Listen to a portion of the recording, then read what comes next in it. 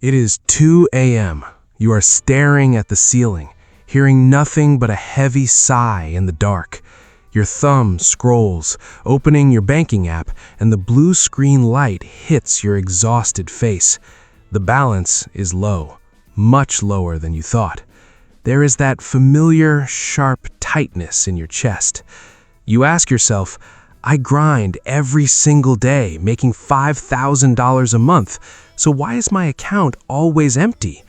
Behavioral economists call this the ostrich effect, a deep psychological fear of facing your own financial reality. And right now, this exact coping mechanism is quietly destroying your future. Welcome to the club. In today's brutal economy across America and Europe, with soaring grocery prices and rent that swallows half your paycheck, we have all been there. We feel like we're constantly drowning, blamed for our lack of willpower or budgeting skills. But here's the brutal truth. Financial stress does not care about your willpower. It cares about your lack of a structured system. So, I decided to do something insane. I stopped burying my head in the sand. I decided to turn myself into a financial lab rat and test a rigorous 30-day financial reset framework. No generic advice, no corporate jargon, and absolutely no patronizing lectures telling you to stop buying lattes. Just me, a blank notebook, a brutally honest spreadsheet, and 30 days to see if an ordinary person can completely reverse their financial trajectory in a high-cost environment. Over the next 4 weeks, you're going to watch me track down every single dollar, fight off the dopamine trap of one-tap digital payments, and attempt to reclaim thousands of dollars slipping through the cracks. Can a real system actually eliminate background financial anxiety? Or is it all just internet hype? The 30-day financial experiment starts right now. Let's find out where the money actually went. Week 1 of this experiment is all about diagnosis, facing the monster under the bed. To start a financial reset, you cannot guess, you cannot assume, and you absolutely cannot look away. You need a brutal, unvarnished look at your current reality, a financial snapshot. On day 1, I forced myself to sit down, log into every single portal, and write down 4 non-negotiable numbers. No hiding. Number 1, total cash available, meaning everything sitting in checking, savings, or physical cash. Number 2, take-home pay, not my gross salary, not the nice number on the job contract, but the actual cash hitting the bank account after taxes and deductions. Number 3, essential fixed bills, rent, utilities, phone, and basic insurance. Number 4, minimum debt obligations, including credit cards, student loans, and car payments. I thought I knew my numbers. I really did. I had this vague, comforting assumption in my head that after my hard expenses, I had about $2,000 of flexible, fun money to play with every month. But then, math happened. When I actually subtracted my fixed bills and debt minimums from my real take-home pay, the truth slapped me in the face. My actual flexible cash flow was not $2,000. It was exactly $545 for the entire month. That breaks down to roughly $18 a day. Let that sink in. $18 a day in an economy where a basic lunch costs $22. This is the exact moment I uncovered a terrifying cognitive dissonance. Most people look at their paycheck and think, I have $5,000 to spend. In reality, your fixed life has already spent 80% of it before you even wake up. That massive perception gap is the exact reason why 2 people making the exact same salary can have completely different financial lives. One is operating on reality, while the other is reacting in a constant state of silent panic. But the snapshot dug deeper, exposing an even bigger self-deception, what I call irregular expenses. I used to treat things like annual car registration, semi-annual insurance bills, holiday gifts, or a sudden trip to the vet as unexpected emergencies. But let's be honest with ourselves. Are they really surprises? Your car registration happens every single year. Your dog will need a vet checkup. These are not emergencies. They're fixed expenses cleverly disguised as surprises. If you have $1,200 in irregular costs, that's not a one-time shock. It's a predictable $100 a month. And by ignoring it, you're actively lying to yourself about your true financial bandwidth. Vagueness is the ultimate breeding ground for financial anxiety. When you don't know your exact numbers, your brain automatically translates that lack of clarity into a constant low-grade fear. You avoid looking at your account because it hurts. But clarity is the only antidote to that psychological stress. Once the numbers are black and white on a page, the mystery vanishes. You finally see the battlefield. Speak of the devil. A phone notification just popped up. Another automatic subscription renewal just went through. A charge I completely forgot existed, instantly draining my newly discovered $18 daily budget. And that brings us directly to week 2. Identification, the money flow audit. Now that we have our snapshot, it's time to hunt down where the cash is actually leaking. I forced myself to download the last 60 days of transaction history from every single account, every coffee, every late-night online purchase, every single tap. To make sense of this mess, I used a strict 4-bucket system, running every transaction through a specific filter: keep, reduce, cancel, or investigate. The first bucket is essential, things you must keep, like your rent or insurance. The second is flexible, things you can reduce, like dining out. The third is unnecessary, things you must cancel immediately. The fourth is unknown, charges that look strange and require deep investigation. As I sifted through my statements, I ran straight into the modern psychological trap of consumerism. Think about how we buy things today in New York, London, or Berlin. We don't use physical cash anymore. We tap a credit card, we scan Apple Pay, we click a button on our phones. Neuroscientists have discovered something fascinating about this behavior. When you pay with physical paper cash, your brain registers a literal sensation of discomfort known as the pain of paying. It acts as a natural brake system. But digital payments, one-tap checkouts, and contactless cards completely anesthetize that part of your brain. They remove the pain, allowing you to spend completely friction-free. You aren't feeling the weight of spending money, you are just touching a screen. And that is how the invisible cuts happen. McKinsey published a revealing report on consumer behavior, showing that households rarely go broke because of their fixed rent or mortgage payments. They drown because of hundreds of tiny, invisible microtransactions, those $10, $15, and $20 charges that silently compound into $300 to $400 every single month. When I audited my own accounts, the bleeding was everywhere. I discovered 3 active streaming services I hadn't opened in months. I found an old gym membership auto-renewing every month even though I moved to a completely different neighborhood last year. Then came the food delivery apps, a casual $25 order here, a $30 late-night snack there. In my head, it was just a rare treat. In reality, the statements showed it happened 14 times in a single month. According to data from Edelman Financial Engines, this gap between perception and reality triggers a psychological phenomenon called money dysmorphia.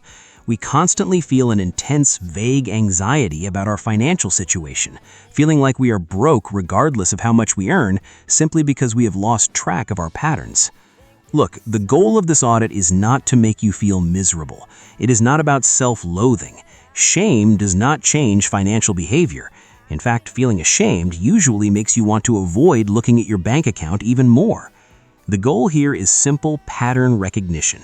It's about cutting out the expenses that bring absolutely zero value to your life, the ones driven entirely by stress, boredom, or pure habit, while protecting the things that actually matter to you. By the end of week 2, my spreadsheet was clean, the unnecessary subscriptions were canceled, and the invisible leaks were officially plugged. But stopping the bleeding is only half the battle. Now we have to rebuild the foundation. Which brings us to week 3, restructuring our priorities before the next emergency hits. Now that the visible leaks are plugged, we enter week 3, Stabilization. This is where we execute a priority reset. Because stopping the bleeding matters very little if you do not know how to allocate the blood. Most people fail because they try to push their remaining money in 5 different directions at once. They save a bit, invest a bit, pay a little debt, and end up achieving absolutely nothing. We need a definitive structure. This brings us to a classic finance debate. Do you pay off debt first, or do you build a savings buffer? If you ask conventional internet gurus, they will tell you to throw 100% of your extra cash at your high-interest debt. It sounds mathematically correct on paper, but in the real world, it's a psychological trap. If you put every spare dollar into debt and leave your savings account at zero, what happens the moment life throws a curveball? You are instantly forced to borrow money again. It's a vicious, endless loop that destroys your momentum. To break this cycle, I implemented a balance strategy during week 3. I took the extra cash flow I just recovered from my audit and split it right down the middle. 50% went towards building a small starter emergency fund, and 50% went towards aggressive debt repayment.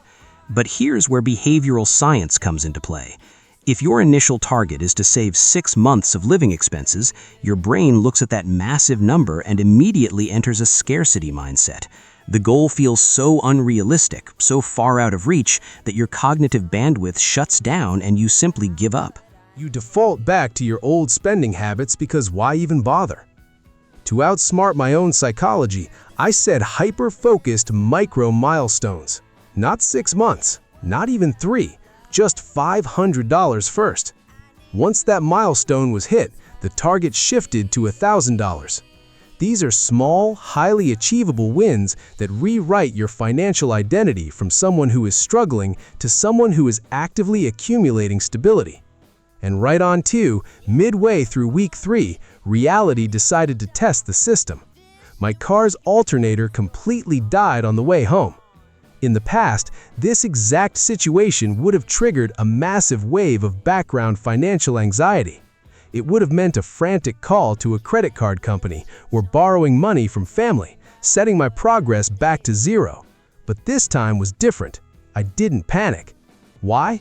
Because I had that fresh, unglamorous $500 cash buffer sitting right there in my account. I paid the mechanic, drove away, and my debt repayment plan remained completely untouched.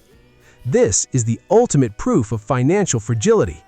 Millions of hard-working people across America and Europe are not broke because they don't work hard. They are simply one flat tire or one broken appliance away from total financial chaos. By resetting your priorities and securing that minor cash buffer first, you buy yourself something far more valuable than compound interest. You buy yourself breathing room. With the foundation stabilized and the emergency successfully neutralized, it was time to turn this one-time experiment into a permanent lifestyle. Let's move into week 4, building the automated machine. We have arrived at week 4, building. This is where we turn a temporary, agonizing 30-day experiment into a permanent, frictionless action plan. Because let's be honest, willpower is a finite resource. If your financial system relies on you making the right, painful decision every single day, you are going to fail. We need to eliminate decision fatigue entirely. To understand why, let me tell you about Robert. Robert is what economists call a Henry, high earner, not rich yet. He lives in a major metropolitan area and brings home a solid $84,000 a year. On paper, Robert should be thriving. But every single month his bank balance mysteriously hits zero right before payday. Why? Because Robert fell into the classic lifestyle inflation trap. He believed his problem was an income problem. It wasn't. It was a pattern recognition problem. He was constantly reacting to life, treating every weekend dinner, every subscription upgrade, and every tech gadget as isolated, harmless events. He remained trapped in this exhausting cycle until he stopped relying on his emotions and anchored his money into a rigid, automated structure. That is exactly what I executed on day 30 of this challenge. I took my human flaws completely out of the equation. First, I set up an automatic transfer. Now, the exact moment my income hits my checking account, 10% is automatically swept into a separate, high-yield savings account before I even have a chance to see it, touch it, or think about spending it. If the money isn't there, you can't spend it. It is that simple. Second, I turned on autopay for all minimum debt obligations and essential fixed bills. No more logging in, no more staring at the terrifying totals, and zero chance of late fees. By automating the fundamentals, I shifted my financial behavior from defensive panic to offensive execution. So, what are the actual quantified results of this 30-day experiment? By forcing myself through this brutal reset, cutting out the zombie subscriptions, and eliminating frictionless digital spending traps, I managed to claw back exactly $420 in cash flow this month alone. Think about that. That is $420 of hard-earned money that was silently evaporating into the ether every single month without my knowledge. Over a year, that is more than $5,000 returned straight to my net worth. But the real victory here isn't just the dollar amount. The real victory is the absolute elimination of background anxiety. I am no longer terrified of checking my phone at 2 a.m. I no longer feel that sickening tightness in my chest when a bill arrives. The chaos has been replaced by a predictable, quiet machine. We started this journey in the dark, running away from our own bank accounts. But 30 days later, the framework is set, the leaks are sealed, and the foundation is built. Now the experiment is officially over, which means it's time for your wake-up call. At the end of the day, here is the ultimate realization of this entire 30-day journey. Severe financial stress is rarely caused by a low income alone. It is caused by unstructured cash flow. Personal finance is not about memorizing textbook formulas or listening to multimillionaires tell you to restrict your life. It is about identifying and rewriting your bad, unconscious habits before they quietly break your future. If you are struggling right now, stop beating yourself up. Let go of the guilt. The system we built over the last 4 weeks isn't designed to force you into a life of miserable restriction. It is designed to hand you absolute, uncompromised clarity so you can finally enjoy your life completely free of background panic. Because the next 30 days of your life are going to pass anyway. The clock is ticking regardless. You can either take action right now, or you can keep your head buried deep in the sand like an ostrich, hoping the problems vanish on their own. The choice belongs entirely to you. But ask yourself honestly, do you really want the next 30 days to look exactly like the exhausting, stressful cycle of the past few months? I didn't think so. Stop reacting and start executing. Download the minimalist spreadsheet linked below, block out exactly 90 minutes of your time this week, and start writing your own financial liberation story. Leave a comment below with the exact date and time you are starting this challenge so we can hold you to it. The machine is ready. The blueprint is yours. Now, go build it.